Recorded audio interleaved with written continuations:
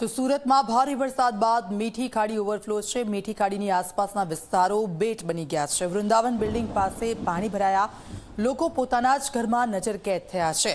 દૂધ અને જીવન જરૂરિયાતની ચીજવસ્તુઓ માટે વલખા મારતા સુરતીઓ જોવા મળ્યા।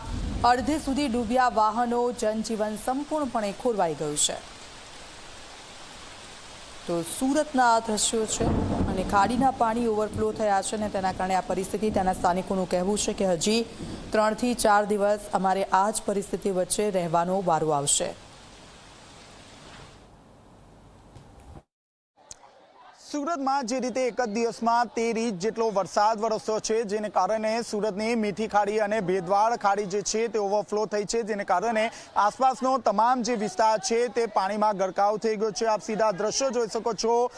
જે લિંબાયત મીઠી ખાડીનો જે વિસ્તાર છે તે આખો બેટમાં ફેરવાઈ ગયો છે। જે નાના બાળકો છે તેમને ઉચકીને અહીંથી પસાર થવા માટે નોબત આવી છે। મહત્વની વાત છે કે ઝી 24 કલાકની ટીમ ગ્રાઉન્ડ ઝીરો ઉપર પહોંચી છે, ત્યારે જોઈ શકો છો શરૂઆતનો જે પાણી જે છે તે કમર સુધી આવી રહ્યા છે અને જેમ જેમ આપ આગળ જોશો તેમ તેમ અહીં જે છે તે 4 થી 5 ફૂટ જેટલા જે પાણી છે તે પાણી અહીં જોવા મળી રહ્યા છે। જે લોકો છે તે લોકોને પારાવાર મુશ્કેલીઓનો સામનો કરવો પડી રહ્યો છે, કારણ કે છેલ્લા 24 કલાકથી જે પાવર કટ છે, લોકોના હાલ બેહાલ થઈ ગયા છે। જે તંત્ર અને કોર્પોરેટર અહીં પહોંચવા જોઈએ પરંતુ પહોંચ્યા નથી, લોકોની મદદ વારે નથી આવ્યા। ત્યારે આપ જોઈ શકો છો જે વાહનો છે તે વાહનોમાં પાણીમાં ગરકાવ થઈ ગયો છે। બીજી તરફ છેલ્લા 2 દિવસમાં 9 લોકોના કરુણ મોત નીપજ્યા છે। એસડીઆરએફ અને એનડીઆરએફની જે ટીમ છે તે ટીમ દ્વારા 3400 થી વધુ લોકોનો જે છે તે રેસ્ક્યુ ઓપરેશન કરીને સુરક્ષિત જગ્યાએ સ્થાનાંતર કરવામાં આવ્યા છે। પૂર્વ મ્યુનિસિપલ કમિશનર શાલિની અગ્રવાલને બોલાવી લેવામાં આવ્યા છે, કારણ કે સુરતની જે પરિસ્થિતિ છે તે વધુ વિકટ બની છે,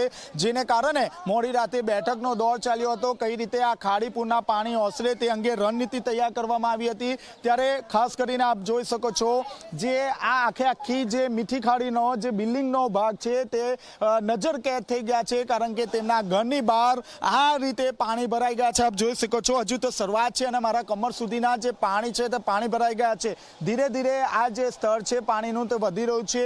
રેડ એલર્ટ આપવામાં આવ્યો છે, ત્યારે આપ જોઈ શકો છો રેડ એલર્ટમાં જે છે તે પાણીનું સ્તર વધશે તેવી પૂરેપૂરી શક્યતા જોવા મળી રહી છે। ત્યારે 3 એનડીઆરએફ અને 4 એસડીઆરએફની જે ટીમ છે તે ટીમ બોલાવી લેવામાં આવી છે। હવામાન વિભાગ દ્વારા જે રીતે રેડ એલર્ટ કરવામાં આવ્યું છે, ત્યારબાદ ખાસ કરીને તમામ અધિકારીઓની રજા રદ કરીને સ્ટેન્ડ બાય રાખવામાં આવ્યા છે। કેમેરામેન વિજય બેસાણી સાથે ચેતન પટેલ, ઝી મીડિયા, સુરત।